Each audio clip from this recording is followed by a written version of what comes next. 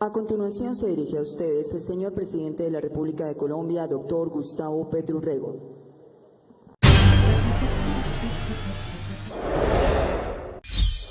Las mujeres y los hombres de la Policía Nacional que nos acompañan aquí, comisarios, subintendentes, intendentes, personal ejecutivo, a la vicepresidenta de la República, Francia Márquez Mina, al ministro de Defensa, Iván Velázquez, al nuncio apostólico de su santidad y decano del cuerpo diplomático, Monseñor Luis Mariano Montemayor,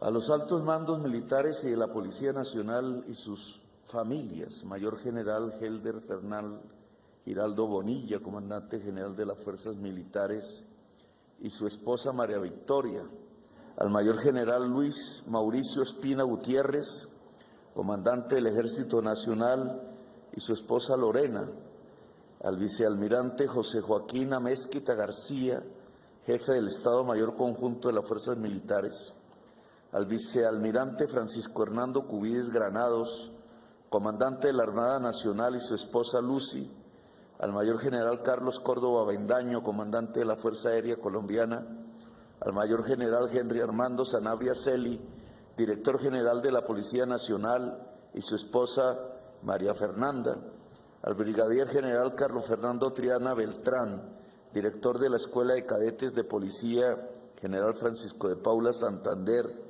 y su hija Camila, a los embajadores y jefes de misiones diplomáticas acreditadas en Colombia, a los ministros y ministras, funcionarios del Gobierno Nacional, al Fiscal General de la Nación, Francisco Roberto Barbosa Delgado, y su esposa Walfa, Alcaldesa Mayor de la Ciudad de Bogotá, Claudia Nayibe López Hernández, al General Jorge Luis Vargas Valencia, Director General de la Policía Nacional, y su esposa Claudia, a la representante de la Cámara Susana Gómez, generales, almirantes, oficiales de insignias, directores de la policía, suboficiales, alféreces, cadetes, mandos del nivel ejecutivo, patrulleros, etcétera, representantes de la comunidad interreligiosa, invitados especiales, medios de comunicación, y a la ciudadanía que se hizo aquí presente, a todas y todos, un saludo especial en este acto solemne de transmisión de mando, en el cual quiero expresar algunos conceptos, algunas ideas para la discusión pública y para el análisis de la institución. En campaña electoral se debatió y mucho en foros, en eventos, en debates televisivos, el tema de la seguridad en Colombia y obviamente el de las instituciones que la garantizan. Y dijimos allí que el concepto de seguridad tenía que ser transformado en el país, porque el que se había usado había fallado de manera enorme, llevando incluso a instituciones a una quiebra fundamental de la ética y de los derechos humanos.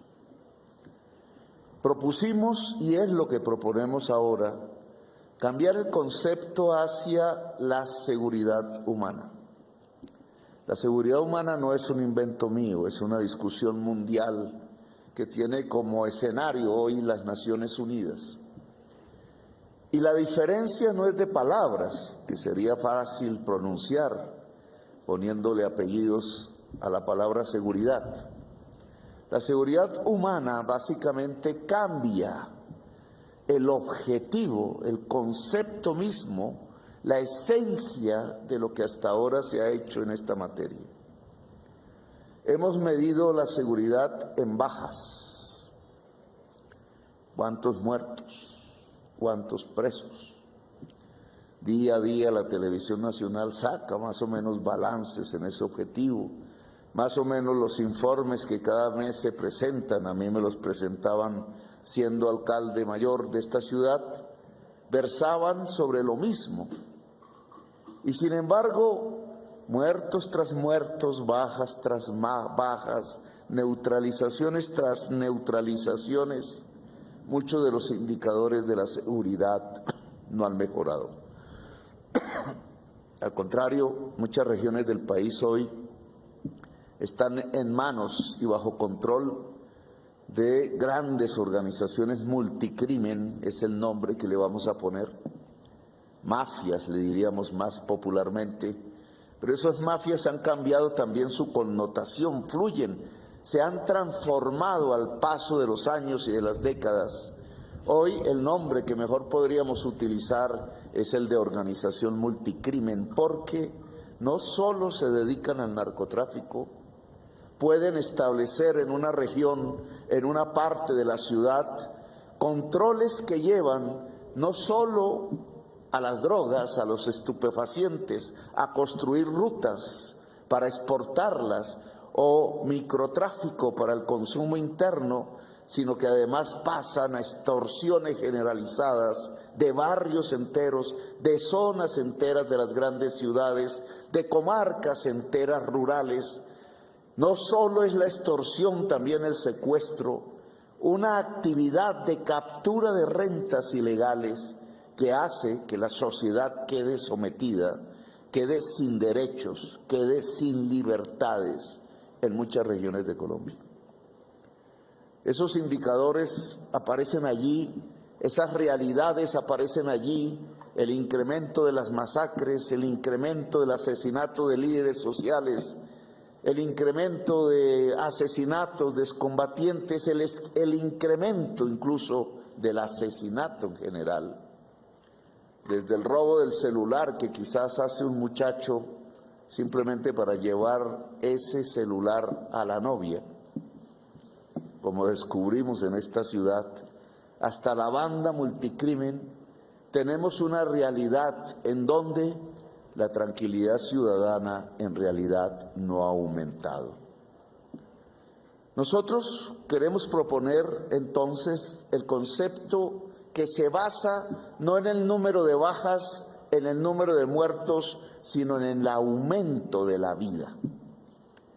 Eso es lo que llamamos seguridad humana. Cómo en un territorio concreto, urbano o rural, en una jurisdicción policial en este caso, 34 que hay, lo que aumenta es la vida y no la muerte.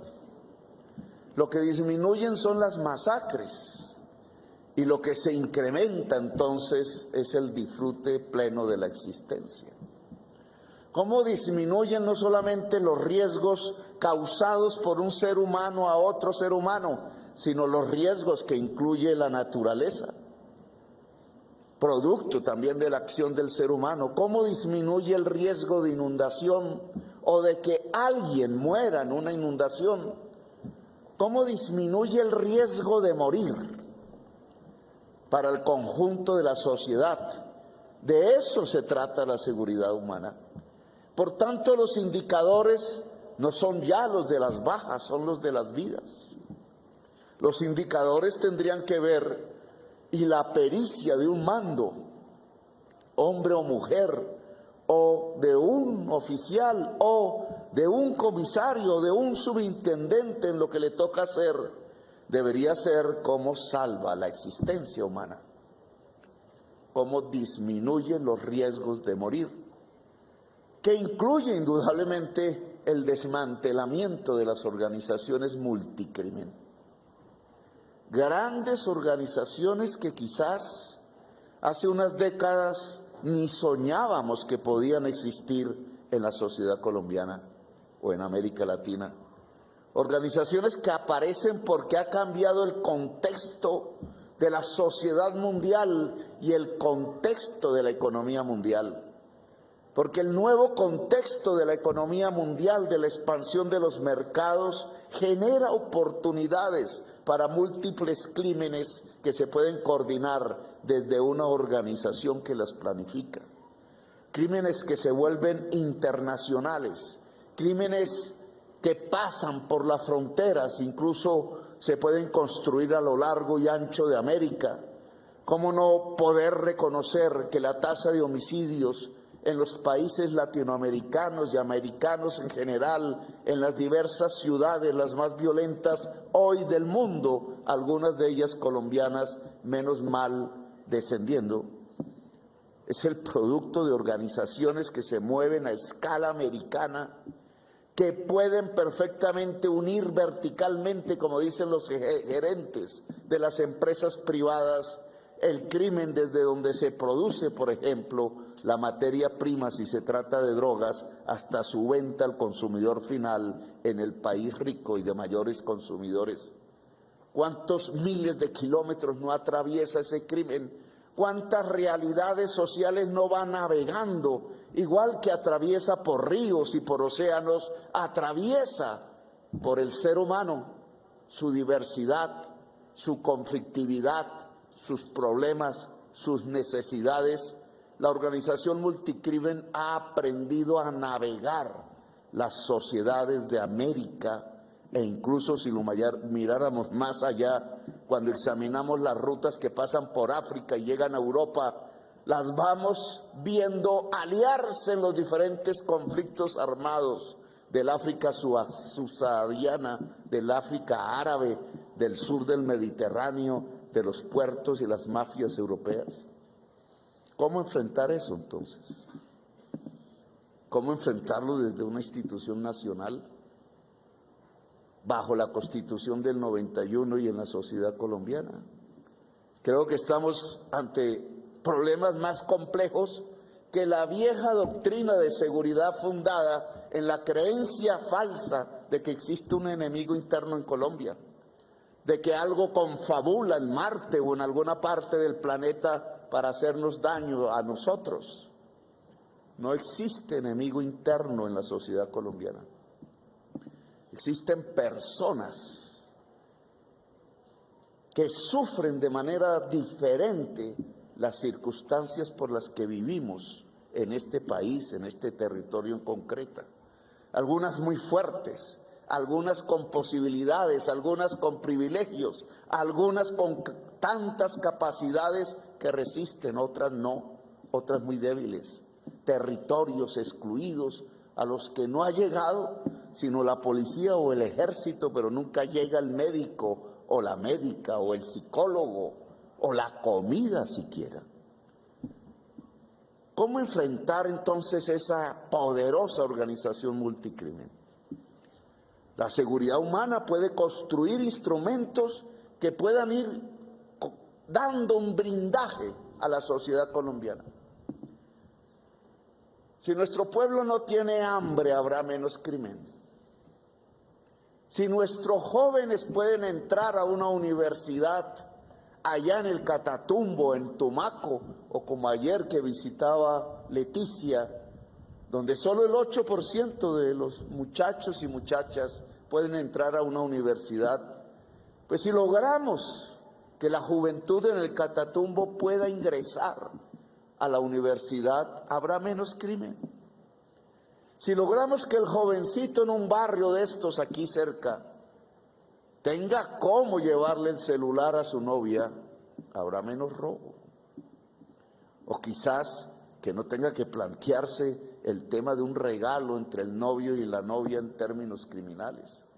Si logramos que una serie de actividades de la sociedad colombiana que hoy se consideran crimen, no se consideren crimen más adelante, pues habrá, por definición, menos crimen en Colombia. ¿Cuántas cosas criminalizamos que no deberíamos criminalizar? ¿Desde cuándo un campesino que cosecha hoja de coca es un criminal?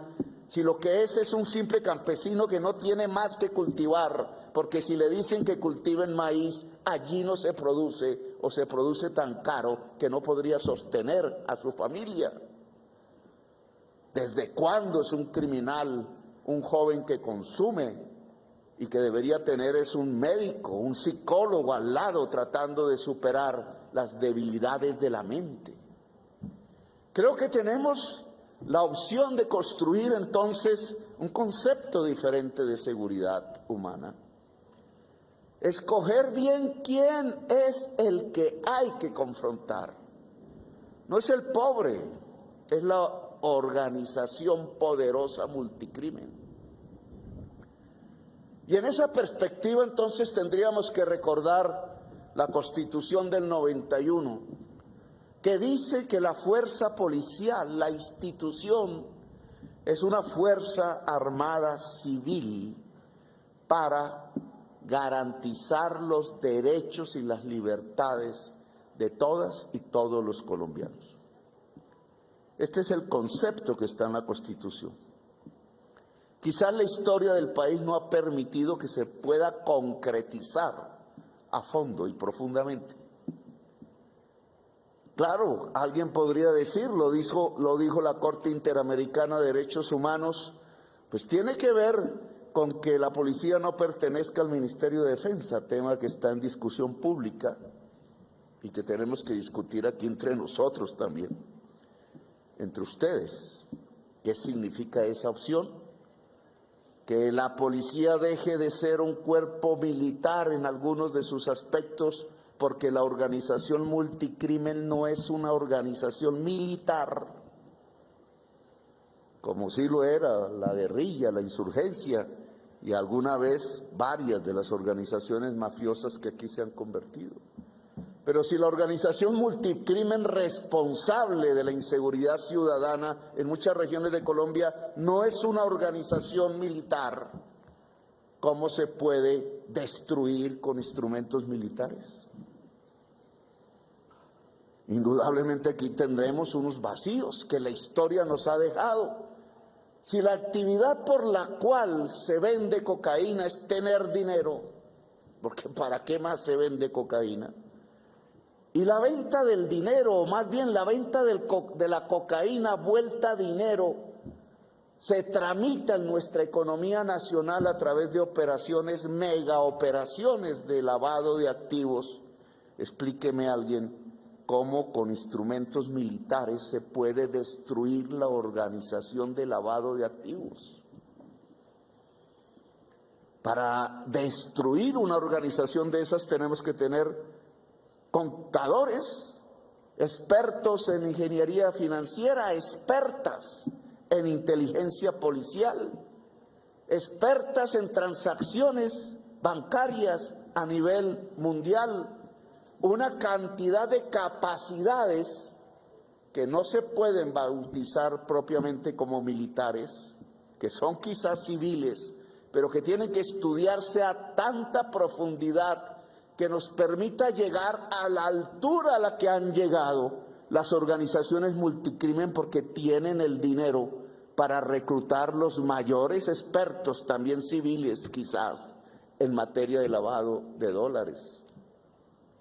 Muchas veces presentamos los alias día tras día en la televisión, rostros a veces muy populares de los así, parecieran campesinos, parecieran habitantes de barrios populares, dedicados seguro al microtráfico y actividades ilícitas, pero ¿cuántas veces hemos podido presentar a los grandes lavadores de dólares de Colombia, de México, de América? ¿En dónde viven ellos?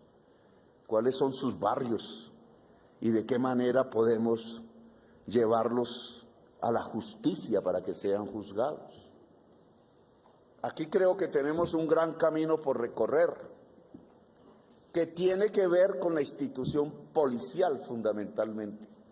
Aquí lo que nos muestra estas nuevas realidades de la seguridad humana, de hacer crecer la vida y de desmantelar las organizaciones multicrimen, es que la policía tiene que crecer muchísimo en capacidades.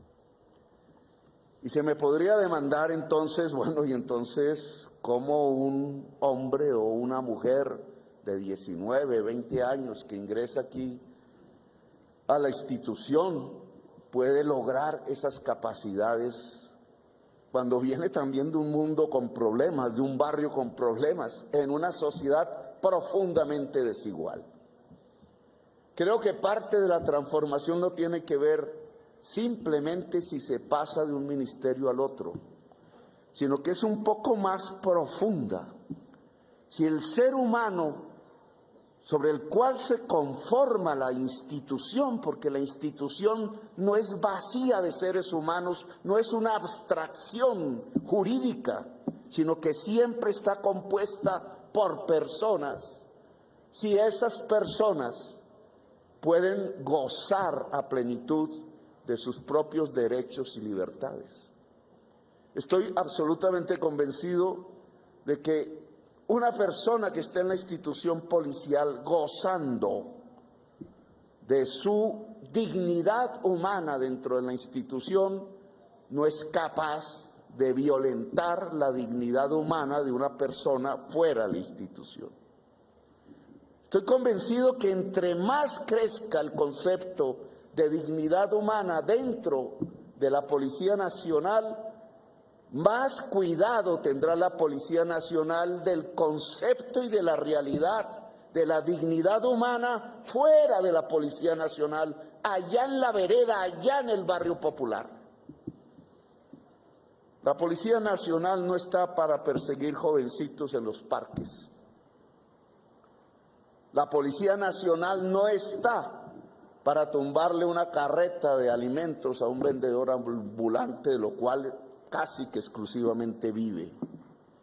La Policía Nacional no está para llegar a una casa de una familia campesina y porque cultivó hoja de coca, arrastrarlos hasta las cárceles. 25% de los presos en las cárceles son campesinos de Colombia. Eso lo único que va a provocar son unas guerras secretas, clandestinas en los barrios, una confrontación permanente y creciente entre una ciudadanía joven y un personal de la policía joven. Y esa no es nuestra guerra. Ahí no es que está Colombia construyéndose, ahí a lo mejor se destruye. Quizás lo que vivimos hace unos meses, que marcó este país política y socialmente, no se debe repetir. La Constitución del 91 es clara: la policía es para la defensa de los derechos y las libertades de todas y todos los ciudadanos. De los que son en la oposición y no creen en este presidente y no votaron por él, hay que cuidarlos y cuidarlas.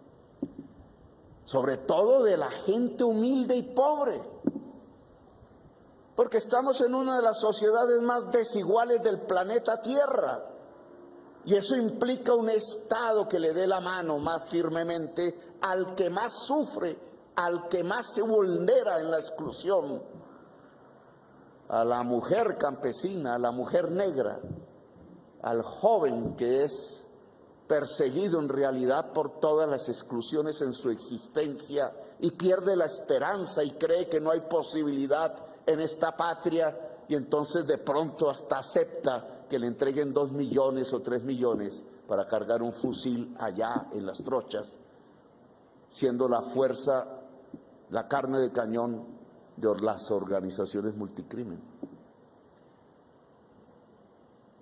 Yo creo que tenemos, y le pido al ministro de Defensa y al nuevo director de la policía, que hoy se inicia todas sus labores, que tenemos que hacer unas reformas. Esas reformas tienen que ver, entre otras, no vamos aquí porque de pronto nos cae un aguacero, la crisis climática, a analizarlas todas a fondo. Pero yo propondría 2 o 3. Una ya muy altamente alcanzada, no sin problemas, porque todo tiene problemas. Pero en la Policía Nacional la igualdad entre el hombre y la mujer debe ser práctica cotidiana. Precisamente para que en nuestra sociedad la igualdad entre el hombre y la mujer sea práctica cotidiana.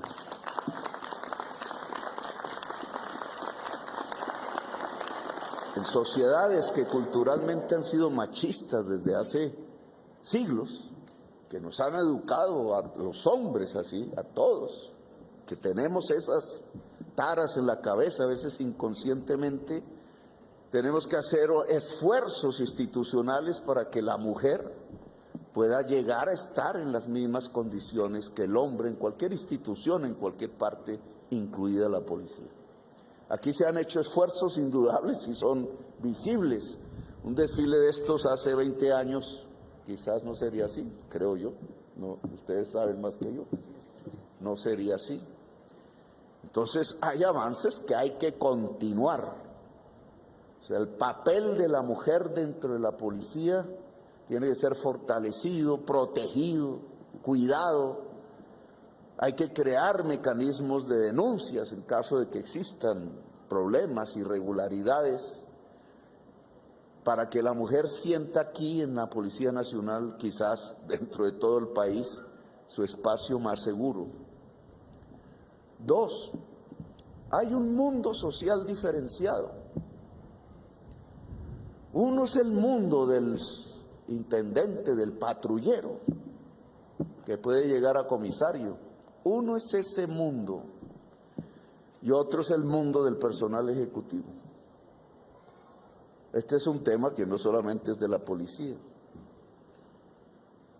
Pero cuando existen dos mundos diferenciados y pasar de un mundo al otro cuesta dinero, puede suceder que entonces la capacidad de mando se deshace, que se cuestiona. Si un comandante come en la misma zona y con los mismos instrumentos y con la misma comida que un patrullero, esto incluso,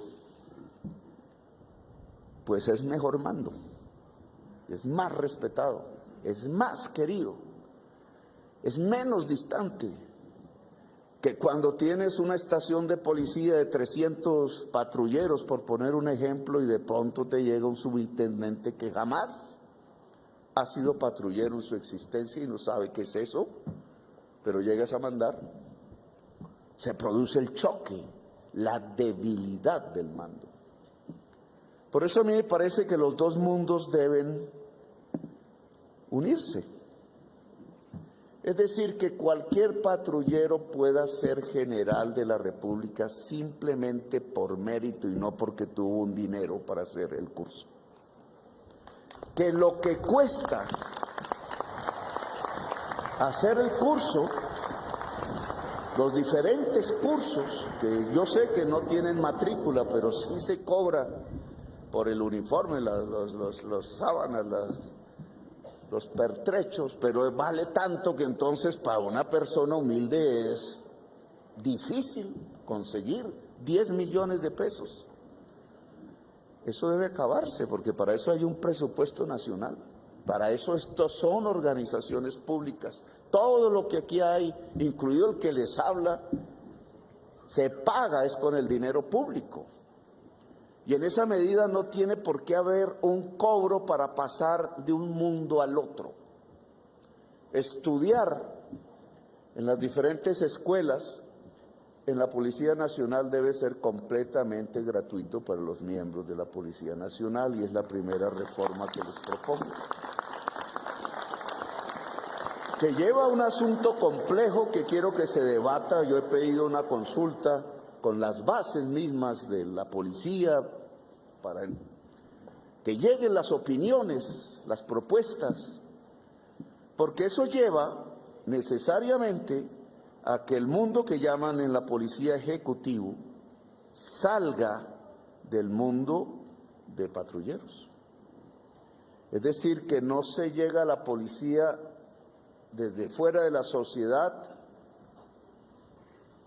por esta puerta, sino por la puerta del patrullaje. Que todo miembro de la policía tenga que pasar por allí y a través del mérito y de estudiar, obviamente, se puede ascender. Eso es un cambio. Es un cambio que tiene sus bemoles, no digo que no, pero que puede garantizar una fortaleza del mando y una mayor unidad en la acción, al final de cuentas, que la policía pueda tomar en diferentes regiones y lugares, que no haya diferenciación social en la policía, que cualquiera pueda ser general si tiene los méritos, que no sea la condición económica, yo hablaba en campaña de la política, que esa sí es peor, pero que no sea la condición económica la que le impida a una mujer o a un hombre dentro de la policía hacer, como su vocación le indica, la carrera, quizás hasta el final, hasta la cúpula, hasta que algún día aquí un presidente lo despida en honores, porque ya se acabó su ciclo al frente de la fuerza policial. Y una segunda propuesta, es que al final, y esto tendría que ver más con las fuerzas militares, donde las personas son más transitorias que en la policía, por el tipo de servicio, pero la policía será mejor si sus integrantes todos pueden elevar su nivel de escolaridad. Cuando hablaba de cómo destruir una organización multicrimen dedicada al lavado de activos, donde necesitamos inteligencia financiera para descubrir las transacciones ilícitas, que no son fáciles de descubrir, pues eso implica capacidades profesionales, que son diversas, porque no es lo mismo esas que si se va a enfrentar un problema de bandas en un barrio popular, donde hay que entender la antropología de las juventudes del hoy, por ejemplo, y hay que estudiarlas. A mí me costó trabajo cuando llegaba aquí a la alcaldía descubrir qué dice un mural en una pared, hasta que descubrí qué decía. Pero para eso hay que conocer, hay que saber. Si implementamos un programa donde al máximo posible las personas que entran de patrullera a esta institución pueden empezar acoplando su actividad diaria de trabajo con la educación superior, ojalá en todas las disciplinas, lo cual implica que no solamente se puede estudiar aquí, sino que habría que abrir las puertas de la universidad pública, del SENA, y ampliar estas de las escuelas para lograr un cometido en donde el nivel de escolaridad de la totalidad de la policía crezca. Tendríamos una policía mejor, más capaz. Esas capacidades son fundamentales a la hora de defender los derechos y las libertades de la ciudadanía. Cuando una persona aquí se retire por cualquier razón, queda capacitada en la sociedad colombiana para ejercer su profesión sin decaer. Decía con usted, general, ¿qué pasa con un soldado que sabe manejar un fusil y de pronto sale a la sociedad y ya no es profesional, ya no le dan el salario de la fuerza militar y va a pedir un puesto? ¿Y qué le dicen? Si no es celador de un edificio, no, si acaso, no le dan ningún puesto, porque sabes manejar un fusil. Pues la institución estatal tiene que darle las capacidades a los jóvenes, hombres y mujeres que entran a estas instituciones, que son armadas, que tienen unos conocimientos específicos, pero que no se aplican en la sociedad, las capacidades también para defenderse en la sociedad. De tal manera que el paso por la policía o el paso por el ejército, por la fuerza aérea o por la armada, sea un paso que le garantice a cada ser humano que ingresa salir mejor de cómo entró, en capacidades humanas de todo tipo, que incluyen las académicas, las profesionales. Un cuerpo de policía más profesional, claro que implica unos dineros. Lo que pagaba el patrullero, ahora lo paga el Estado. Lo que paga hoy el cadete o el alférez, lo debe pagar el Estado. La educación que habría que encontrar incluso fuera de estas instituciones, la tiene que pagar el Estado. Y entonces en volumen, ¿cuánto es? Y llegamos a la práctica de todo gobernante, ¿qué es lo prioritario? Porque ese dinero puede que esté, pero se gasta en otras cosas. Puede que esté dentro de la policía y se gasta en otras cosas. Puede que esté dentro de las fuerzas militares y se gasta en otras cosas. Puede que esté dentro del Estado y se gasta en otras cosas.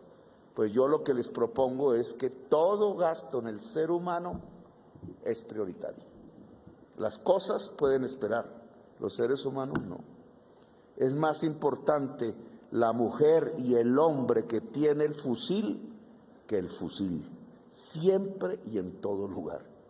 El fusil no se dispara solo, o el fusil puede ser autodestructivo, pero si el ser humano que está detrás de ese fusil es cada vez mejor, tengan ustedes la seguridad que lo que tenemos es más capacidad, más garantías de seguridad, más garantías de defensa, una policía en este caso, que como dice la Constitución, sea la garantía plena de los derechos y las libertades de toda la ciudadanía colombiana, sin excepción, desde el más pobre hasta el más rico, pero sabiendo que quien más necesita es el más pobre, y por tanto esa alianza Estado-Pueblo, Ejército-Pueblo, Policía-Pueblo, Ejército campesino y campesina,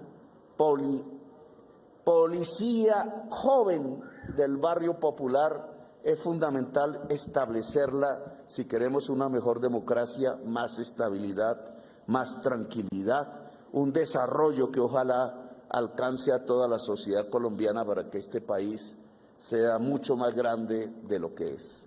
Gracias por haberme escuchado, me alargué un poco. Felicitaciones y un aplauso a ustedes, muchachos y muchachas de la Policía Nacional. Gracias, muy amables.